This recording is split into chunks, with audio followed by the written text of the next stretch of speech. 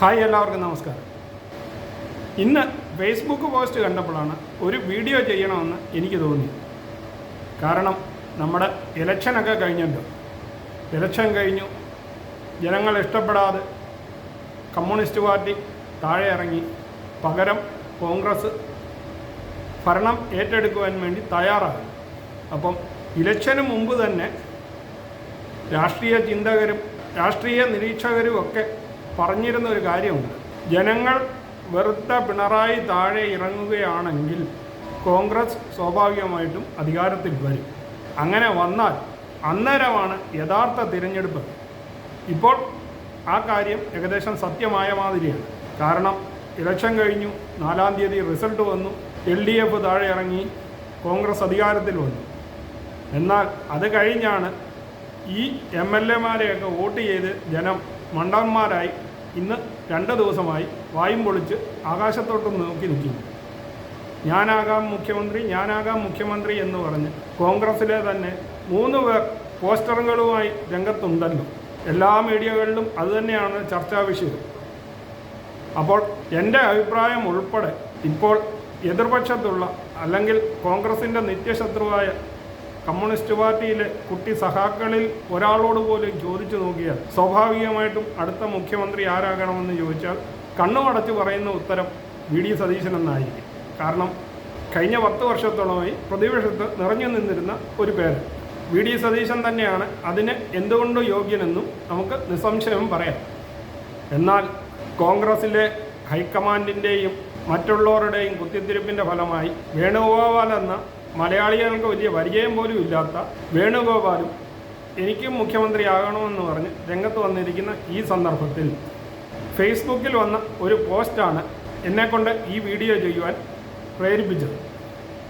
കാരണം കോൺഗ്രസിനെക്കുറിച്ച് ആധികാരികമായി അറിയാവുന്ന ഒരാൾ വേറൊരു ഐഡിയയിൽ ഉണ്ടാക്കിയ പോസ്റ്റ് ആയിരിക്കാം ഒരുപക്ഷെ.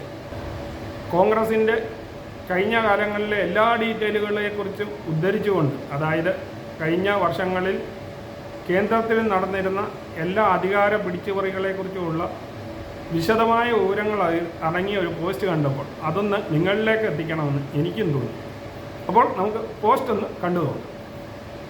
ഭാസ്കരൻ നായർ അജയൻ എന്ന ഐഡിയുള്ള ഈ പുള്ളിയുടെ കുറിപ്പ് ഞാൻ നിങ്ങൾക്കായി വായിക്കുകയാണ്. നിങ്ങൾ എഴുതി വെച്ചോ, VD സതീശൻ മുഖ്യമന്ത്രിയാകില്ല. DK ശിവകുമാർ എന്ന കേട്ടിട്ടുണ്ടോ? കോടീശ്വരൻ, 2023 കർണാടകയിൽ നിന്നും ചരിത്ര വിജയം സമ്മാനിച്ചവൻ. എന്നിട്ടെന്തായി? DK ശിവകുമാർ എവിടെ കിടക്കുന്നു? VD സതീശൻ എവിടെ കിടക്കുന്നു? ഞാൻ ചില കാര്യങ്ങൾ പറയാം, അത് കഴിഞ്ഞിട്ട് വേണം നിങ്ങളുടെ അഭിപ്രായം പറയാൻ. 1. 2018 ഡിസംബർ 17, സ്ഥലം രാജസ്ഥാനിലെ ജയ്പൂരിലെ ചരിത്രപ്രസിദ്ധമായ ആൽബർട്ട് ഹാൾ. അശോക് ഗെഹ്ലോട്ട് 3-ാം തവണ മുഖ്യമന്ത്രിയായും സച്ചിൻ പൈലറ്റ് സംസ്ഥാനത്തെ 5-ാമത്തെ മുഖ്യമന്ത്രിയായും ചുമതലയേറ്റു. രാജസ്ഥാനിലെ കോൺഗ്രസ് സർക്കാർ രൂപീകരിച്ചതിനെ തുടർന്ന് നടന്ന പ്രൗഢഗംഭീരമായ ചടങ്ങായിരുന്നു അത്. കോൺഗ്രസ് സർക്കാർ അധികാരത്തിലേക്ക് വരാൻ കാരണക്കാരൻ സച്ചിൻ പൈലറ്റ് എന്ന ചെറുപ്പക്കാരൻ്റെ പ്രയത്നഫലം ആയിരുന്നു. സച്ചിനെ മുഖ്യമന്ത്രിയായി ഉയർത്തിക്കാട്ടിയാണ് രാഹുൽ ഗാന്ധി ഉൾപ്പെടെയുള്ളവർ ഇലക്ഷനെ നേരിട്ടത്. ജയിച്ചു കഴിഞ്ഞ ശേഷം വാർ റൂം കമാൻഡർ, അതായത് യുദ്ധമുറിയനായ ശ്രീ KC വേണുഗോപാൽ ജയ്പൂരിൽ തമ്പടിച്ചു. ഫലമോ? മണ്ണും ചാരി നിന്നവൻ അശോക് ഗെഹ്ലോട്ട് മുഖ്യമന്ത്രിയായി 5 വർഷവും തികച്ചു ഭരിച്ചു. നമ്പർ 2. 2022 ഡിസംബർ 11 ഷിംലയിലെ ചരിത്രപ്രസിദ്ധമായ റെഡ്ജ് മൈതാനം. സുഖ്വന്ദർ സിംഗ് സുഖു മുഖ്യമന്ത്രിയായും മുകേഷ് അഗ്നിഹോത്രി സംസ്ഥാനത്തെ ആദ്യത്തെ ഉപമുഖ്യമന്ത്രിയായും ചുമതലയേറ്റു. നമ്മുടെ ഇപ്പോഴത്തെ കേരള ഗവർണർ ശ്രീ രാജേന്ദ്ര വിശ്വനാഥ് ആർലേക്കറാണ് ഇരുവർക്കും സത്യവാചകം ചൊല്ലിക്കൊടുത്തത്. രാഹുൽ ഗാന്ധി, പ്രിയങ്ക ഗാന്ധി, മല്ലികാർജുൻ ഖാർഗെ തുടങ്ങിയ മുതിർന്ന കോൺഗ്രസ് നേതാക്കൾ ഈ ചടങ്ങിൽ പങ്കെടുത്തിരുന്നു. 68 അംഗ നിയമസഭയിൽ 40 സീറ്റുകൾ നേടിയാണ് കോൺഗ്രസ് BJPയിൽ നിന്ന് അധികാരം പിടിച്ചെടുത്തത്. അന്ന് ഹിമാചൽ പ്രദേശിലെ നിയമസഭാ തിരഞ്ഞെടുപ്പിൽ കോൺഗ്രസിനെ നയിച്ചത് പ്രധാനമായും പ്രതിഭ സിംഗ് ആയിരുന്നു. അവർ മുൻ മുഖ്യമന്ത്രി ശ്രീ വീർഭദ്ര സിംഗിൻ്റെയും ഭാര്യയും ഹിമാചൽ പ്രദേശ് കോൺഗ്രസ് കമ്മിറ്റി പ്രസിഡൻറ്റുമായിരുന്നു. പാർട്ടിയുടെ ഏറ്റവും മുതിർന്ന നേതാവായിരുന്നു വീർഭദ്ര സിംഗ്. 2021 അന്തരിച്ച ശേഷം പാർട്ടിയെ നയിച്ചത് ശ്രീമതി പ്രതിഭയായിരുന്നു. ഇവരായിരുന്നു പാർട്ടിയുടെ സംഘടനാപരമായി നേതൃത്വം നൽകിയത്. വീർഭദ്ര സിംഗിൻ്റെ പാരമ്പര്യവും വിധവയായ ശ്രീമതി പ്രതിഭ സിംഗിനോടുള്ള പ്രതിപത്തിയും മുൻനിർത്തിയാണ് കോൺഗ്രസ് തിരഞ്ഞെടുപ്പിനെ നേരിട്ട് ജയിച്ചു കഴിഞ്ഞ ശേഷം വാർ റൂം കമാൻഡർ, അതായത് യുദ്ധമുറിയനായ ശ്രീ വേണുഗോപാൽ സിംലയിൽ തമ്പടിച്ചു. ഫലമോ മണ്ണും ചാരി നിന്ന സുഖ്ബീർ സിംഗ് മുഖ്യമന്ത്രിയായി. 3. നമ്പർ 3, 2023 മെയ് 20, സ്ഥലം ബാംഗ്ലൂരുവിലെ ശ്രീ ഖണ്ഡീവര സ്റ്റേഡിയം. സിദ്ധരാമയ്യ തൻ്റെ 2ാം ഊഴത്തിൽ മുഖ്യമന്ത്രിയായും DK ശിവകുമാർ സംസ്ഥാനത്തെ ഏക ഉപമുഖ്യമന്ത്രിയായും ചുമതലയേറ്റു. 7 ദിവസത്തെ ചർച്ചകൾക്ക് ശേഷം DK ശിവകുമാറിനെ മെരുക്കി ഉപമുഖ്യമന്ത്രിയാക്കി. സ്നേഹക്കട തുറന്നു. വിറകു കെട്ടിയ ശേഷം വെള്ളം കോരിയതും സദ്യയ്ക്ക് പണം മുടക്കിയതും DK ശിവകുമാർ ആയിരുന്നു. എന്നാൽ സദ്യ വിളമ്പിയത് KC വേണുഗോപാലും രാഹുൽ ഗാന്ധിയും കൂടിയായിരുന്നു. താലി കെട്ടിയതാകട്ടെ സിദ്ധരാമയ്യ.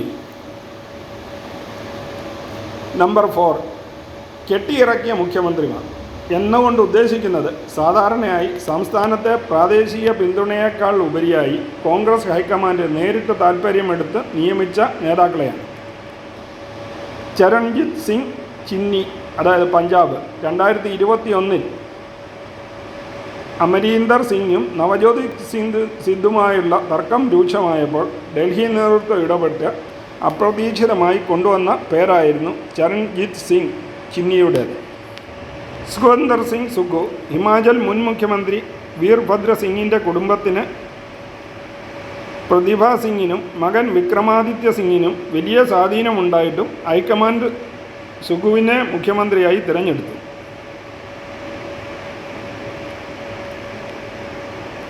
PC സേതി, ശ്യാമചരൺ ശുക്ല മുൻകാലങ്ങളിലെ സംഭവമാണ് ഞാൻ പറയുന്നത്. ഇന്ദിരാഗാന്ധിയുടെ കാലത്ത് പല സംസ്ഥാനങ്ങളിലും ഹൈക്കമാൻഡ് നേരിട്ട് മുഖ്യമന്ത്രിമാരെ നിശ്ചയിക്കുന്ന രീതി ഉണ്ടായിരുന്നു. പ്രാദേശിക നേതാക്കളുടെ എതിർപ്പിനെ അവഗണിച്ചായിരുന്നു പലപ്പോഴും ഇത്തരം നീക്കങ്ങൾ മുഴുവൻ. കേരളത്തിൽ ശ്രീ AK ആൻ്റണി പല തവണ മുഖ്യമന്ത്രിയായത് ഹൈക്കമാൻഡിൻ്റെ പിന്തുണയോടുകൂടിയായിരുന്നു. പ്രത്യേകിച്ചും കരുണാകരനുമായുള്ള തർക്കങ്ങൾ നിലനിന്നപ്പോൾ ഡൽഹി നേതൃത്വത്തിന് ആൻ്റണിയോട് ഉണ്ടായിരുന്ന വിശ്വാസമാണ് ഇതിന് കരുത്തായത്. മതമാണ് പ്രശ്നം. ശ്രീമതി സോണിയാഗാന്ധിയുടെ മതക്കാരൻ, അതായത് AK ആൻ്റണി സാർ എന്നോട് ക്ഷമിക്കണം, അതായത് എഴുതിയ പുള്ളി തന്നെ എഴുതിയിരിക്കുകയാണ്, സത്യം പറയാതെ വയ്യ.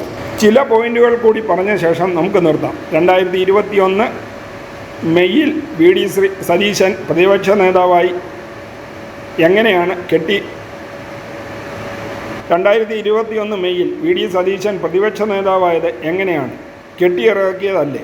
ശ്രീ രമേശ് ചെന്നിത്തലയെ മാറ്റാനുള്ള സാഹചര്യം എന്തായിരുന്നു? ശ്രീ KC വേണുഗോപാലിൻ്റെ ബുദ്ധി.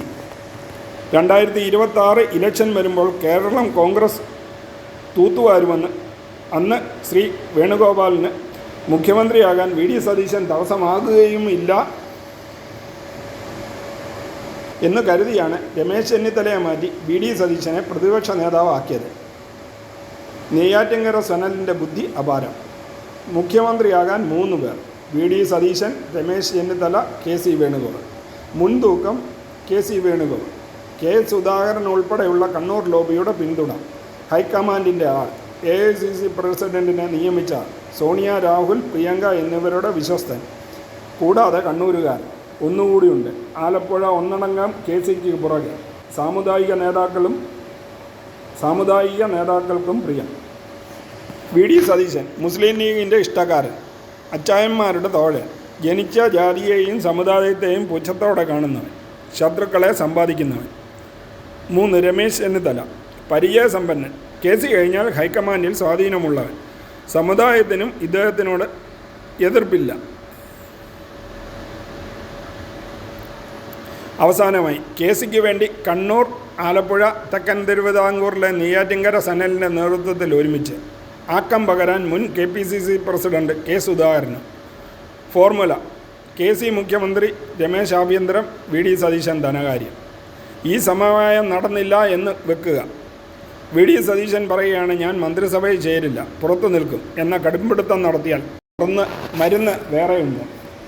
വനിതാ മുഖ്യമന്ത്രി പ്രിയങ്ക ഗാന്ധി, അവർ കേരളത്തിൽ വോട്ടില്ല, വീടില്ല, പറ്റില്ല എന്ന മുട്ടാത്തർക്കം ഒന്നും വേണ്ട, വീടുണ്ട്, പേരും ചേർത്തിട്ടുണ്ട് എന്നാണ് അറിയാൻ കഴിഞ്ഞത്. പ്രിയങ്ക സമ്മതിക്കില്ല. മറ്റ് വനിതാ MLA-മാരെ മുഖ്യമന്ത്രിയാക്കുകയും ഇല്ല.